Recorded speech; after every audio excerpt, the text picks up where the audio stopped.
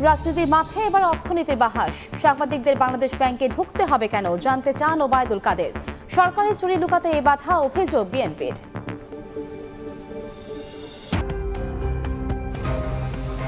বিষে ভরে গেছে এই বালু নদীর পানি। বুকে বিষ নিয়ে বইছে বালু নদী। রাসায়নিক দূষণে তলদেশে তৈরি হয়েছে মিথেন গ্যাস, নেই মাছের অস্তিত্ব। শঙ্কা জাগাচ্ছে দুই তীরে বসতি, পরিকল্পনায় আটকে রাজুক।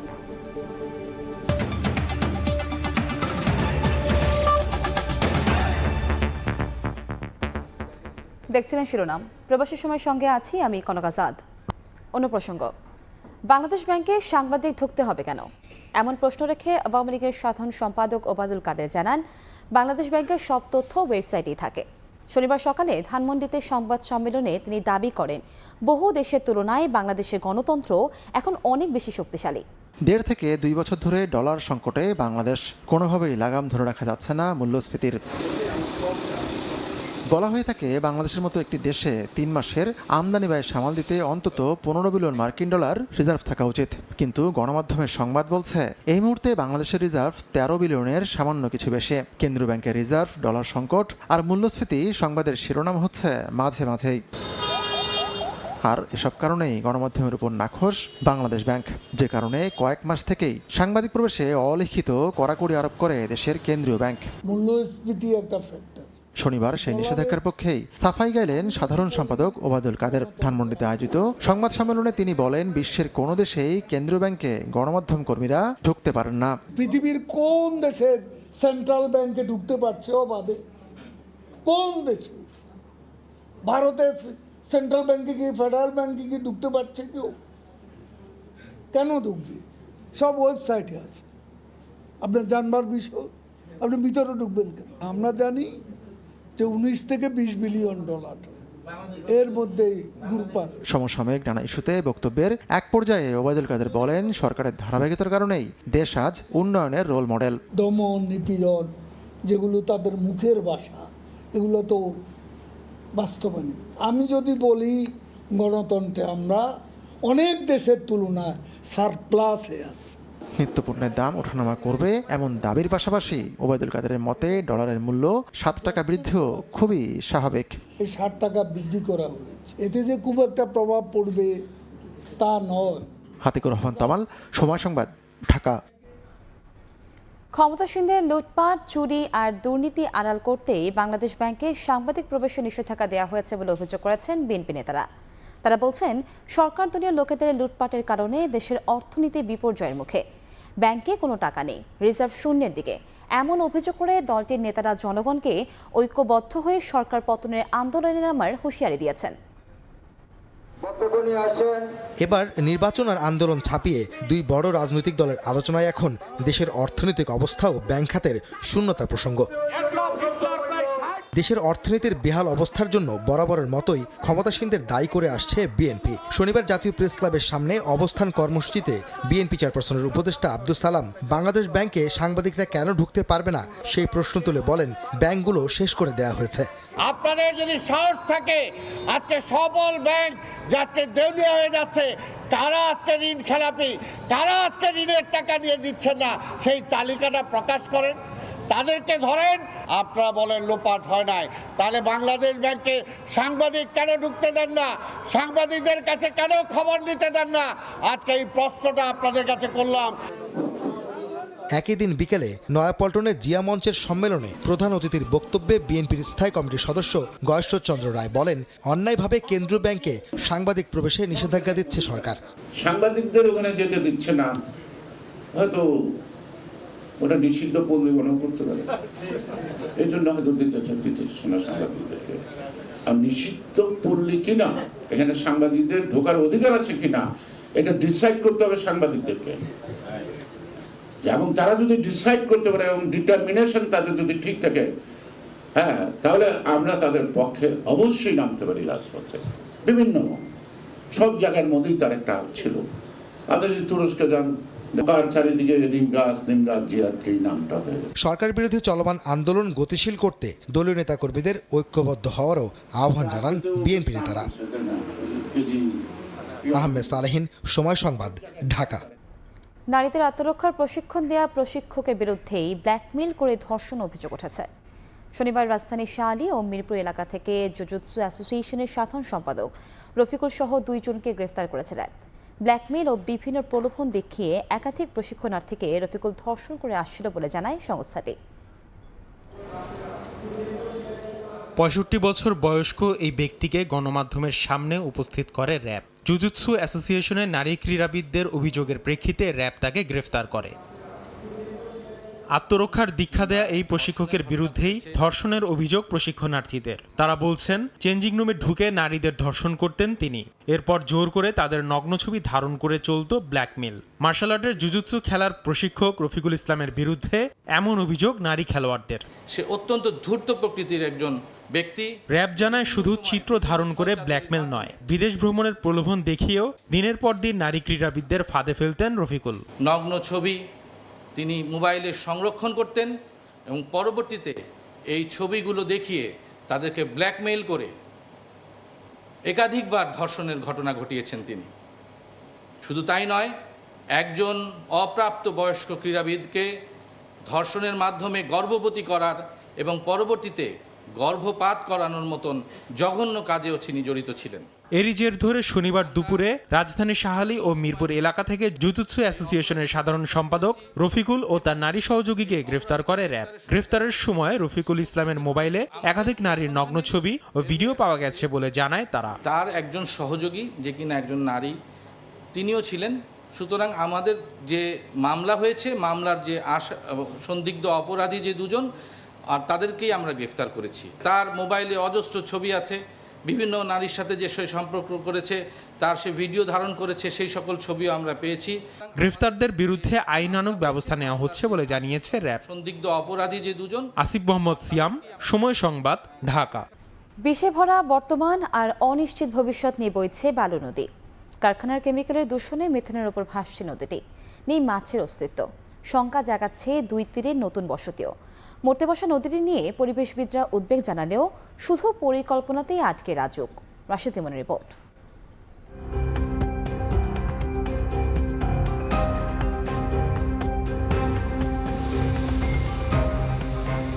যাত্রা শুরুটা মোহনা থেকেই। সবার আগে চোখ আটকাবে নিকষ কালো পানি। বোঝার বাকি থাকে না সর্বনাশ যা হবার হয়েছে আগেই। মানুষে দেখলেই পানিটা দেখলে মানুষের মনটা নষ্ট হয়ে যায়। একদিকে শীতলক্ষা থেকে আসা দূষিত পানির প্রবাহ, অন্যদিকে তুরাগের দূষণ, দুয়ে মিলে যেন গলা টিপে ধরেছে বালুর। যাত্রাবাড়িতে দইরা বামল দেল্লা মেলের পানি আসে, ড্যাঙ্গের পানি। যতটুকু যাওয়া যায় এই কালো পানির প্রবাহে একটা জিনিস সবার আগে চোখে আটকাবে, এর বুদবুদ যেন বইছে ফুটন্ত পানির প্রবাহ গ্যাসের মতো। এরপরে আপনার একটা ট্রলার চলে, ওই ট্রলারে যে ফেনাটা উঠবো নদীতে, একটা ময়লা উঠে লাগে, ওই ময়লাটার মধ্যে আগুন দিলে আগুন জ্বলে। এই পানির অবস্থাটা কি? এই সাধারণ মানুষগুলো এরই মধ্যে বুঝে গেছে যে বিষে ভরে গেছে এই বালু নদীর পানি। তাই তো তাদের স্বাভাবিক ব্যবহার যত দূরের কথা, পশু পাখিকে খাওয়ানো তো বাদ দিলাম, তাদের গোসলের জন্যও এই পানি আর ব্যবহার করতে স্বস্তি পান না তারা। গবেষণা বলছে দীর্ঘদিন ধরে কেমিক্যালের প্রভাবে পানির নিচে তৈরি হয়েছে মিথেনের স্তর। এই বালু নদীতে যেই উদ্ভিদ কণাগুলা ছিল, যেটা মাছের খাবার হিসেবে ছিল বা প্রাণী কণা ছিল, সবার আগে কিন্তু দূষণের ফলে কিন্তু এরা মারা যাবে। সারি সারি এই বাঁশের কঙ্কালি বলে দিচ্ছে কিছুদিন আগেও জলজ প্রাণীর অস্তিত্ব থাকলেও এখন তা পুরোপুরি বিলীন। আগে যেই মাছ আছিল, বোয়াল মাছ, চিংড়ি মাছ, রুই মাছ, সব মাছ আছিল, মাছই নাই নদীর। বালুকে কেন্দ্র করে এর দুপাশে তৈরি হয়েছে বর্ধিত ঢাকার নতুন আবাসন প্রকল্প। সেদিক যেতেই প্রথমেই দেখা হলো গনি মিয়ার সঙ্গে। বছর কয়েক আগেও এই নদীতে মাছ ধরে জীবিকা নির্বাহ করলেও এখন ধরেছেন বিকল্প পথ, নদীর জলে বোতল কুড়ান তিনি। মাছ তো পচা পানি মুড় আছে, মাছ নাই, বোতল একটু হয় মাঝে মাঝে, এই চলি। বিশেষজ্ঞরা প্রশ্ন তুলেছেন, পরিকল্পিত এসব নগরায়ন কতটা নদী বান্ধব। নির্বিচারে গ্রাউন্ড ওয়াটার উত্তোলনের যে ধারাবাহিকতা আমরা যদি পূর্বাঞ্চল এবং পূর্বাঞ্চলের পাশের যে পুরো অববাহিকার অঞ্চলে দেখি, তাহলে তো কিছুদিন পর বালু নদী এমনি শুকিয়ে যাবে। এই পানিটাকে পানি বলে ডাকারও সুযোগ থাকবে না যদি এই সমস্ত দূষণগুলো আরো বাড়তে থাকে। রাজুক বলছে দূষণকারীদের বিরুদ্ধে ব্যবস্থা নেয়ার কথা। সমন্বয় করে কাজ করছে। আশা করা যে শীঘ্রই এ বিষয়ে একটা কাঙ্ক্ষিত সিদ্ধান্তে পৌঁছাবে। যদিও এমন আশ্বাসে পুরোপুরি আস্থা রাখতে পারছেন না নগরবিদরা।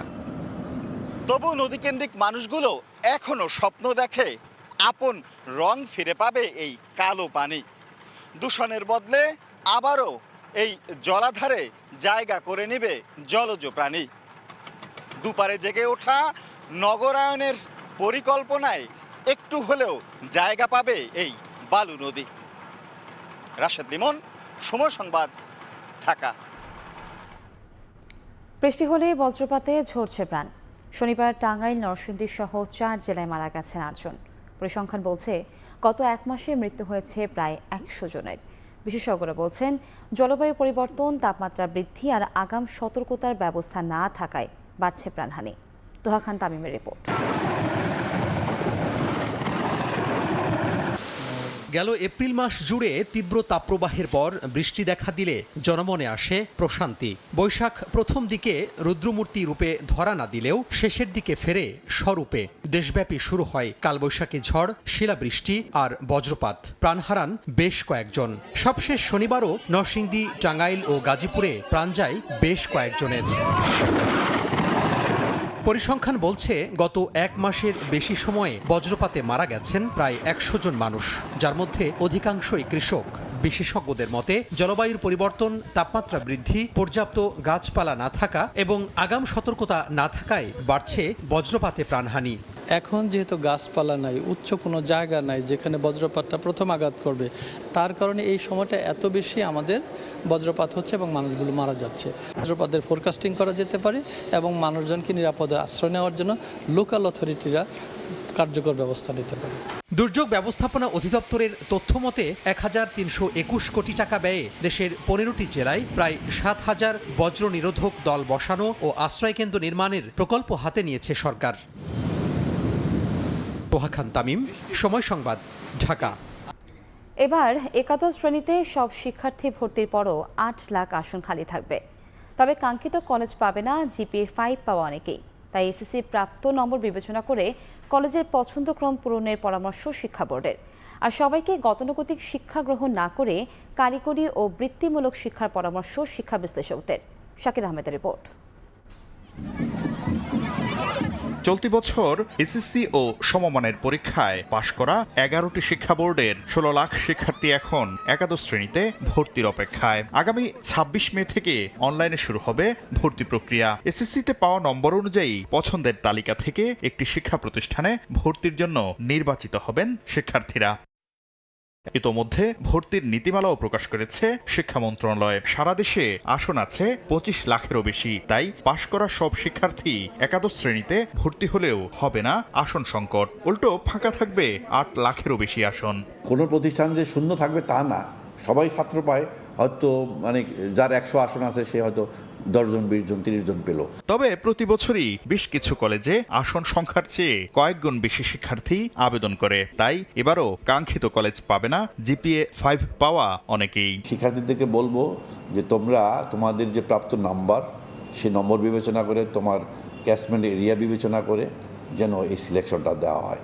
আর গতানুগতিক শিক্ষার পিছনে না ছুটে কারিগরি ও বৃত্তিমূলক শিক্ষা নেয়ার পরামর্শ শিক্ষা বিশ্লেষকদের। আমাদেরকে কারিগরি বা বৃত্তিমূলক শিক্ষার দিকে নজর দেওয়া। এন্টারপ্রেনারের দিক থেকে যদি আমরা যাই তাহলে আমাদের দেশে অনেক, আমি মনে করি যে জাতীয় উন্নয়নের ক্ষেত্রে আমাদের শিক্ষার্থীরা অনেক বেশি অবদান রাখতে সক্ষম হবে। এদিকে এবারও ঢাকার নটরডেম কলেজ সহ বেশ কয়েকটি প্রতিষ্ঠান নিজস্ব ভর্তি পরীক্ষার মাধ্যমে একাদশ শ্রেণীর জন্য শিক্ষার্থী নির্বাচন করবে। শাকির আহমেদ, সময় সংবাদ, ঢাকা। হাসপাতালে বেডে কিলবিল করছে তেলাপোকা। রোগীদের দেয়া হয় নিম্নমানের খাবার। এমন সব অব্যবস্থাপনার মধ্য দিয়ে চলছে গাজীপুরের শহীদ তাজউদ্দিন আহমদ মেডিকেল কলেজ হাসপাতালের কার্যক্রম। সম্প্রতি সরকারি হাসপাতালটির লিফটে আটকে রোগী মৃত্যুর পর বাইরে ফিটফাটের চেষ্টা করা হলেও ভেতরের দৃশ্য আগের মতোই শোচনীয়। রাজিবুল হাসানের রিপোর্ট, ছবি তুলেছেন জুনায়েদ রুবেল। লিফটে আটকে রোগী মৃত্যুর পর হাসপাতালের ফ্লোর ধোয়া মোছায় বেশ তৎপর পরিচ্ছন্নতা কর্মীরা। তবে ভেতরের পরিবেশ ঠিক আগের মতোই। যে বেডে রোগীদের চিকিৎসা চলছে সেখানেই কিলবিল করছে তেলাপোকা। আর এখানে বসেই বাসা থেকে পাঠানো দুপুরের খাবার খাচ্ছেন মেডিসিন বিভাগে ভর্তি থাকা রোগী। গাজীপুরে 500 শয্যার শহীদ তাজউদ্দিন আহমদ মেডিকেল কলেজ হাসপাতালের সব বিভাগে প্রায় একই অবস্থা। 3 বেলা খাবার সরবরাহ করা হলেও সেগুলো খুবই নিম্নমানের। বিভিন্ন সময় চিকিৎসা নেওয়া রোগী ও স্বজনদের অভিযোগ, বেশিরভাগ সময় খাবারে পাওয়া যায় পোকামাকড়। খাবার এবং পরিষ্কার পরিচ্ছন্নতা, বাথরুমগুলো খুবই নোংরা। এইখানে আসে এই ধরনের খানা যদি আবার খাওয়া হয় তাই ভালো সাথে মন্দ যথেষ্ট হবে। ছেলে থেকে বালিশ চাইছি তাদের কর্মী আমার বলে বাড়ি থেকে বালিশ এনে লইবা, এখানে বালিশ দেওয়া চলবে না। রোগীর সাথে আমরা যারা আসি অভিভাবক হিসাবে তারাও অসুস্থ হয়ে যায় এখানে আসলে। এদিকে এসব বিষয়ে হাসপাতাল পরিচালকের কাছে জানতে চাওয়া হলে তিনি খতিয়ে দেখার আশ্বাস দেন। ব্যাপারটা আমি দেখতেছি, হ্যাঁ, খাবারের ভিতরে ঘুরতেছে সেন্সিটিভ, আর ওই শাহিন সাহেব আমার এরিয়া আছে, সকালে যেটা আসে এটা বুঝে নেওয়ার দায়িত্ব হচ্ছে তার। হ্যাঁ, তারপরে আমি বলে দিচ্ছি যেন ঠিকঠাক ভাবে খেয়াল রাখে। সম্প্রতি হাসপাতালটির লিফটে আটকে মুমতাজ বেগম নামে এক রোগী ও 12 তলা থেকে পড়ে আরেক রোগী মারা গেলে চাঞ্চল্যের সৃষ্টি হয়। রাজিবুল হাসান, সময় সংবাদ, গাজীপুর। আবারও প্রকাশ্যে সাঈদ খোকন তাপস দ্বন্দ্ব। ডেঙ্গু পরিস্থিতি নিয়ে দক্ষিণ সিটি মেয়রকে এবার এক হাত নিলেন সাবেক মেয়র।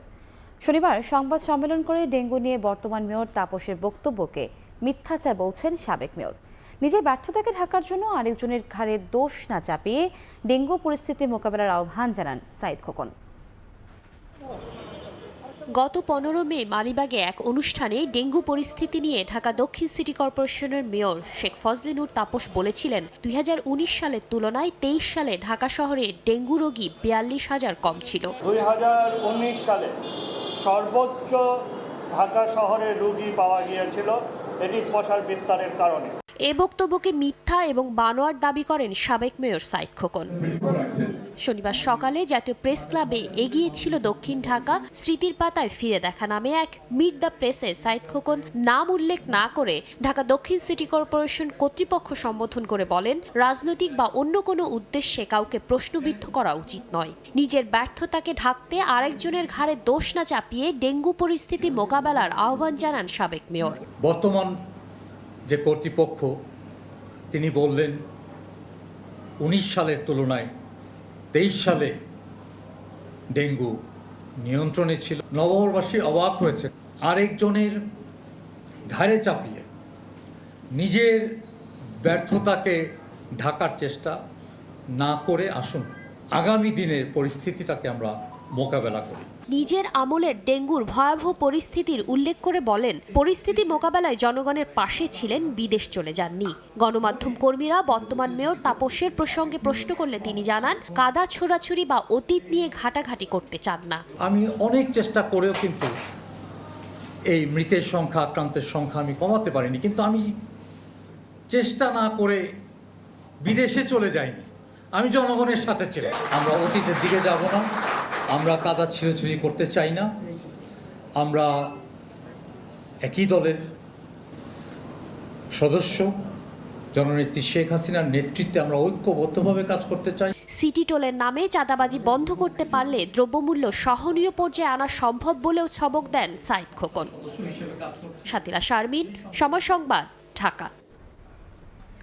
টাকার অভাবে বিদ্যুৎ কেন্দ্রের জন্য প্রয়োজনীয় জ্বালানি কিনতে পারছে না চট্টগ্রাম বিদ্যুৎ উন্নয়ন বোর্ড পিডিবি। অথচ সিটি কর্পোরেশন এবং পুলিশ সহ সরকারি বিভিন্ন প্রতিষ্ঠানের কাছে 127 কোটি টাকা বিদ্যুৎ বিল বকেয়া পড়ে রয়েছে সংস্থাটির। সাক্ষর টিপুর ক্যামেরায় বিস্তারিত জানাচ্ছেন কমল দে। চট্টগ্রামের 13টি সরকারি এবং স্বায়ত্তশাসিত প্রতিষ্ঠানের কাছে প্রতি মাসে 16,11,33,000 টাকার বিদ্যুৎ বিক্রি করছে বিদ্যুৎ উন্নয়ন বোর্ড। কিন্তু এসব প্রতিষ্ঠানের কাছে দীর্ঘদিন ধরে 127,03,98,000 টাকা বকেয়া পড়ে রয়েছে। এই অবস্থায় টাকার অভাবে প্রয়োজনীয় জ্বালানি কিনতে না পেরে সংকটে পড়েছে পিডিবি। আমাদেরকে ভোগাচ্ছে হলো সরকারি বকেয়াগুলো, যেটা ওনারা সময় মতো পরিশোধ করছেন না, যার কারণে আমরা আমাদের যে কালেকশন, যেটা বিদ্যুৎ বিক্রি করা যে অর্থ, যেটা দিয়ে আমরা আবার বিদ্যুৎ কেন্দ্রের জন্য জ্বালানি কিনি, সেটা আমরা করতে পারছি না। পিডিবির বকেয়া তালিকা অনুযায়ী সিটি কর্পোরেশনের কাছে সবচেয়ে বেশি বকেয়া রয়েছে 63,95,00,000 টাকা। এরপরেই প্রতিরক্ষা মন্ত্রণালয়ের অধীন বিভিন্ন সংস্থার কাছে পাবে 30,68,00,000 টাকা। তবে বর্তমান সিটি মেয়রের দাবি, আগের মেয়র এই বকেয়া রেখে গেছেন। আমার সমস্ত বিল আমি পরিশোধ করে দিই। হ্যাঁ, কিছু টাকা বিদ্যুৎ বিভাগের রয়েছে, এগুলো হচ্ছে পূর্ববর্তী মেয়রের আমলে। সরকারি বকেয়া আদায়ের ক্ষেত্রে অনেকটা ব্যর্থ হলো বেসরকারি বিল আদায়ে অনেকটা কঠোর অবস্থানে পিডিবি। পোস্টপেইডের জায়গায় যদি প্রিপেইড করা হয় সরকারি অফিসগুলোতেও, তাহলে সেই ক্ষেত্রে এই ডিসকানেকশনের ভোগান্তি আসবে না। চট্টগ্রামের বিভিন্ন কেন্দ্রে প্রতিদিন 2180 মেগাওয়াট বিদ্যুৎ উৎপাদন হচ্ছে। এর মধ্যে চট্টগ্রামে পিক আওয়ারে 1407 মেগাওয়াট বিদ্যুতের চাহিদা রয়েছে। 127 কোটি টাকা বকেয়া আদায়ে সরকারি সংস্থাগুলোর সাথে পিডিবিকে সমন্বয়ের কথা বলছেন সংশ্লিষ্টরা। কমল দে, সময় সংবাদ, চট্টগ্রাম। ঘনিয়ে আসছে মার্কিন প্রেসিডেন্ট নির্বাচনের সময়। তীব্র বাক্যবাণে একে অপরকে ঘায়েল করছেন প্রেসিডেন্ট পদপ্রার্থী বাইডেন ও ট্রাম্প। এর মধ্যে আগামী 27 জুন বিতর্কের মঞ্চে মুখোমুখি হওয়ার আগে বাইডেনের মাদক পরীক্ষার দাবি জানিয়েছেন ডোনাল্ড ট্রাম্প, তবে সরাসরি নয়, একটু ঘুরিয়ে। কদিন আগেও শারীরিকভাবে দুর্বল বাইডেন হঠাৎ করে কিভাবে বক্তৃতার মঞ্চ কাঁপাচ্ছেন সে প্রশ্ন তোলেন ট্রাম্প। হাসানুজ্জামান সাকির রিপোর্টে বিস্তারিত। চলতি বছর 5 নভেম্বর যুক্তরাষ্ট্রের প্রেসিডেন্ট নির্বাচন। দিন যতই ঘনিয়ে আসছে ততই বাড়ছে নির্বাচনী উত্তাপ। প্রচারণায় ব্যস্ত সময় কাটাচ্ছেন দেশটির সাবেক ও বর্তমান প্রেসিডেন্ট। বিশ্ববাসীর নজরও দুই চিরপ্রতিদ্বন্দ্বী জো বাইডেন ও ডোনাল্ড ট্রাম্পের দিকে। আগামী 27 জুন বিতর্কের মঞ্চে মুখোমুখি হবেন ডোনাল্ড ট্রাম্প ও জো বাইডেন। কিন্তু তার আগে বাইডেনের বিরুদ্ধে মাদক সেবনের অভিযোগ তুললেন রিপাবলিকান নেতা ট্রাম্প, তবে সরাসরি নয়, একটু ঘুরিয়ে। কদিন আগেও শারীরিকভাবে দুর্বল বাইডেনকে চলাফেরার সময় পড়ে যেতে দেখা গেছে, এমনকি খেই হারিয়ে এক প্রেসিডেন্টের জায়গায় আরেক প্রেসিডেন্টের নামও বলতে দেখা গেছে বাইডেনকে। তবে এসব দুর্বলতা কাটিয়ে মার্কিন প্রেসিডেন্ট নির্বাচনী প্রচারণায় যেভাবে সরব হয়েছেন তা দেখে ট্রাম্পের বিশ্বাস মাদক নিচ্ছেন বাইডেন, আর তাই দেশটির বর্তমান প্রেসিডেন্টের মাদক পরীক্ষা করানোর দাবি জানান তিনি। শুধু তাই নয়, সম্প্রতি স্টেট অব দ্য ইউনিয়নের বক্তৃতায় বেশ প্রাণোচ্ছল দেখা গেছে বাইডেনকে, যদিও সন্ধ্যা হতে হতেই আবার ফিরে যান নিজের পুরনো বিবর্ণ রূপে। তবে ট্রাম্পের এমন কটাক্ষের এখন পর্যন্ত কোনো জবাব দেননি জো বাইডেন। আগামী 27 জুন সিএনএনের আটলান্টা স্টুডিওতে দর্শক ছাড়াই বিতর্কে অংশ নেবেন ট্রাম্প ও বাইডেন, আর 10 সেপ্টেম্বরের দ্বিতীয় বিতর্কটি আয়োজন করবে এবিসি নিউজ। এর আগে 2020 সালে বাইডেনের বিরুদ্ধে একই অভিযোগ তোলেন ট্রাম্প। এমনকি 2016 সালের নির্বাচনেও বিরোধী প্রার্থী হিলারি ক্লিন্টনও মাদক নেন বলে দাবি করেন ফৌজদারি মামলায় অভিযুক্ত রিপাবলিকান এই নেতা। হাসানুজ্জামান সাকি, সময় সংবাদ, নিউ ইয়র্ক। ইতালিতে গত 20 বছরে যুবকের সংখ্যা কমেছে 30 লাখ। তরুণের সংখ্যা কমায় শঙ্কিত দেশটির সরকার। সংকট নিরসনে বিদেশি শ্রমিকদের উপর নির্ভরতা বাড়ায় খুশি প্রবাসী বাংলাদেশিরা। ইতালি থেকে মাকসুদুর রহমানের তথ্যচিত্রে বিস্তারিত। গত কয়েক দশক ধরে লাগাতার কমছে ইতালির জনসংখ্যা। তবে সাম্প্রতিক বছরগুলোতে সরকার দেশটির জন্মহার বৃদ্ধিতে পিতামাতার জন্য অনেক ধরনের অর্থনৈতিক সুযোগ সুবিধা ঘোষণা করেছেন। এতেও উল্লেখযোগ্য কোনো সুখবর আসেনি দেশটিতে। গত বুধবার দেশটির পরিসংখ্যান ব্যুরো ইস্টাত প্রকাশিত প্রতিবেদনে দেখা যায়, ইতালিতে 18 থেকে 34 বছরে তরুণের সংখ্যা কমেছে উল্লেখযোগ্য হারে। রিপোর্টে বলা হয়েছে, গত 20 বছরে ইতালিতে যুবকের সংখ্যা কমেছে 30 লাখেরও বেশি। বর্তমানে দেশটিতে 18 থেকে 34 বছরের তরুণের সংখ্যা 1,03,30,000, যা 2003 সালে ছিল 1,33,90,000।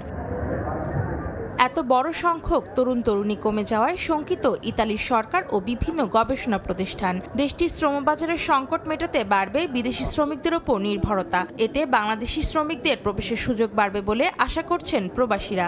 বাংলাদেশ এবং বহির্বিশ্বের থেকে লোকজন আনার অনেক সম্ভাবনা রয়েছে, এতে করে আমরা খুশি। আমাদের বাংলাদেশি অনেক ছেলেপেলেরা এখানে শিক্ষিত হচ্ছে, তারা অবশ্যই এখানে সরকারি চাকরি পাবে বিভিন্ন সেক্টরে। 70 দশকের পর থেকে ইতালিতে লাগাতার কমছে জনসংখ্যা। বর্তমানে দেশটির জনসংখ্যা প্রায় 6 কোটি। বর্তমান হারে কমতে থাকলে 2070 সাল নাগাদ ইতালির জনসংখ্যা দাঁড়াবে মাত্র 4.5 কোটিতে। যুবকের সংখ্যা হবে 50 লাখেরও কম। তাই জাতিকে রক্ষায় যথাযথ ব্যবস্থা নেওয়ার দাবি বিশেষজ্ঞদের। সময় সংবাদ, ইতালি। চলতি বছর ইতালি থেকে বাংলাদেশে বেড়েছে রেমিটেন্সের প্রবাহ। দেশটির কেন্দ্রীয় ব্যাংকের তথ্য মতে 2016 থেকে 2022 সাল পর্যন্ত রেমিটেন্স ছিল ঊর্ধ্বমুখী। ওই সময় রেকর্ড প্রায় 2000 মিলিয়ন ইউরো পেয়েছে বাংলাদেশ। স্থানীয় ব্যবসায়ীদের প্রত্যাশা চলতি বছরও এর ধারা অব্যাহত থাকবে। ইতালি থেকে হাসান মাহমুদের রিপোর্টে বিস্তারিত। ইউরোপের অন্যতম দেশ ইতালিতে বসবাস করেন প্রায় 2 লাখ বাংলাদেশি। ব্যবসায়, চাকরি সহ নানা পেশায় নিযুক্ত আছেন তারা। এতে বেশ ভালো একটা রেমিটেন্সও পায় বাংলাদেশ। 2022 সালে সর্বাধিক 1197.84 মিলিয়ন ইউরো রেমিটেন্স বাংলাদেশে গেলেও 2023 সালে যায় 1166.36 মিলিয়ন। কিন্তু চলতি বছরের প্রথম 4 মাসে আবারও চাঙ্গা হয়ে উঠেছে রেমিটেন্সের প্রবাহ। ইতালির মানি ট্রান্সফার ব্যবসায়ীরা বলছেন এই ধারা অব্যাহত থাকবে এবং চলতি বছর আরও বেশি রেমিটেন্স যাবে বাংলাদেশে।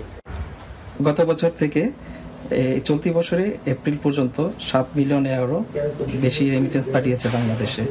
যদি এই স্পন্সরের ব্যাপারটা না থাকতো, আমাদের ইমিগ্রেন্টরা বৈধভাবে টাকাটা বাংলাদেশে পাঠাতো। মে মাসে প্রথম সপ্তাহ থেকে রেমিটেন্স আস্তে আস্তে করে বেড়ে গেছে, কিন্তু গত 2-3 যাবৎ রেমিটেন্সের রেটটা অনেকটাই পুরোপুরি বেড়ে গেছে। সরকারের 2.5% প্রণোদনা একটি খুব বড় একটা ইনিশিয়েটিভ, এবং এই কারণে প্রচুর লোক লিগ্যাল চ্যানেলে চলে এসেছে।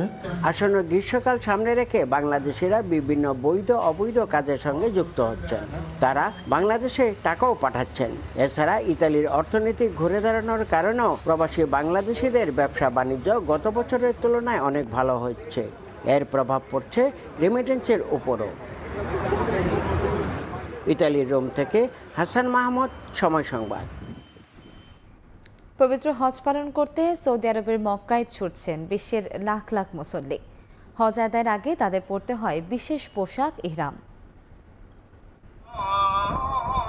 ইহরাম অর্থ কোনো বস্তু বা কর্মকে নিজের জন্য হারাম করে দেয়া। উমরা বা হজ পালনকারী ব্যক্তি ইহরামের মাধ্যমে এমন কিছু বিষয় নিজের উপর হারাম করে দেয় যা স্বাভাবিক অবস্থায় তার জন্য হালাল ছিল। দৈনন্দিন ব্যবহৃত সব কাপড় ছেড়ে সেলাইহীন সাদা চাদর এবং একটি সেলাইহীন লুঙ্গি পরিধান করে আল্লাহর দরবারে হাজিরা দেন মুসল্লিরা। দুনিয়ার সব কাজ পরিত্যাগ করে আল্লাহর দরবারে লাব্বাইক বলে উপস্থিত হন তারা। ইহরাম পরিধান করা হজের ফরজগুলোর অন্যতম একটি বিধান। বিশ্ব থেকে আসা হজযাত্রীদের নির্দিষ্ট জায়গা থেকে পরিধান করতে হয় এই পোশাক। এই জায়গাগুলোকে বলা হয় মিকাত। হজের ইহরাম পরার অন্যতম স্থান বা মিকাত হলো জুল হুলাইফা বা বীরে আলী। এটি মদিনাবাসী ও মদিনা হয়ে মক্কায় প্রবেশকারীদের মিকাত। মক্কা থেকে এর দূরত্ব প্রায় 420 কিলোমিটার। বাংলাদেশ, ভারত, পাকিস্তান উপমহাদেশ সহ দক্ষিণ পূর্ব এশিয়ার দেশগুলো থেকে জেদ্দা হয়ে মক্কা প্রবেশকারীদের মিকাত হচ্ছে ইয়ালামলাম। মক্কা থেকে ইয়ালামলামের দূরত্ব প্রায় 120 কিলোমিটার। মুফতি আব্দুল্লাহ তামিম, সময় সংবাদ। গণসংবর্ধনা দেয়া হলো কুয়েতের বিদায়ী রাষ্ট্রদূত মেজর জেনারেল অবসরপ্রাপ্ত মোহাম্মদ আশিকুজ্জামানকে।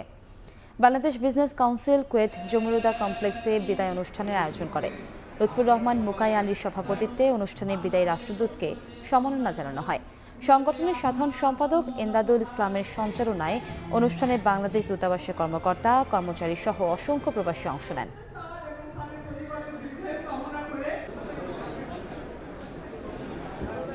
আমি ব্যর্থহীনভাবে বলতে পারি, আমি আমার দূতাবাসের বর্তমানে যারা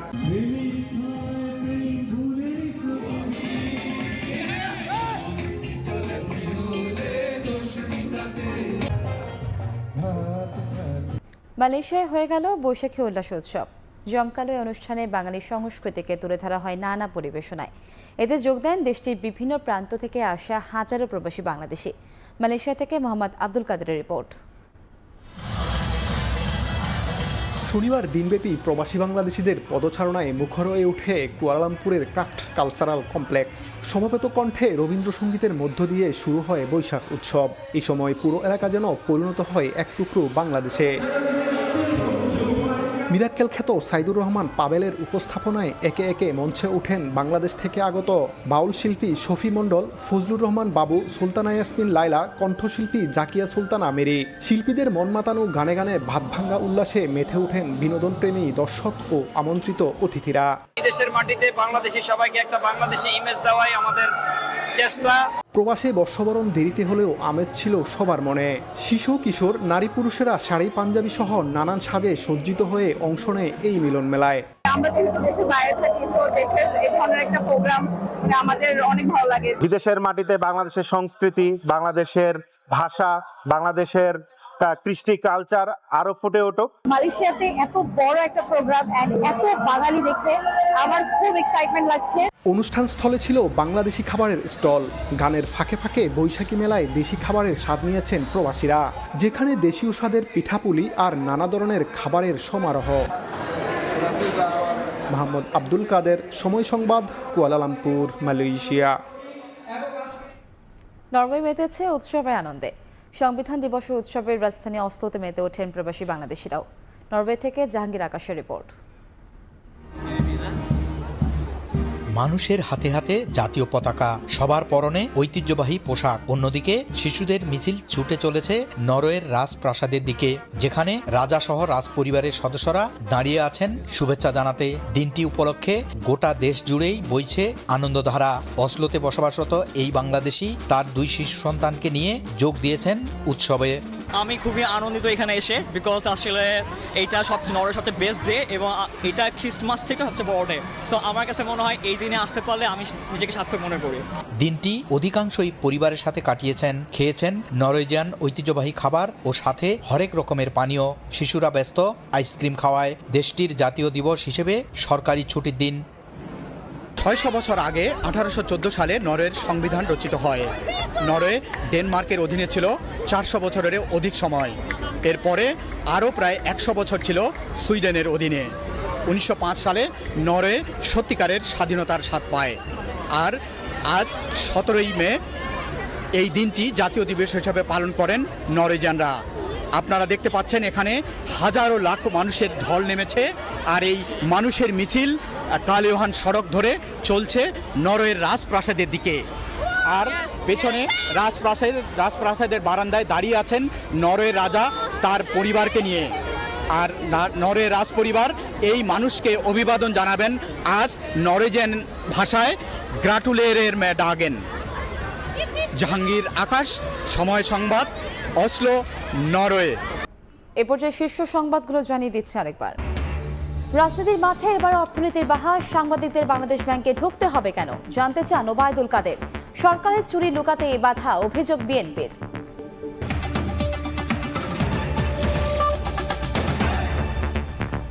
এ ছিল প্রবাসের সময়। সঙ্গে থাকুন সময়ের।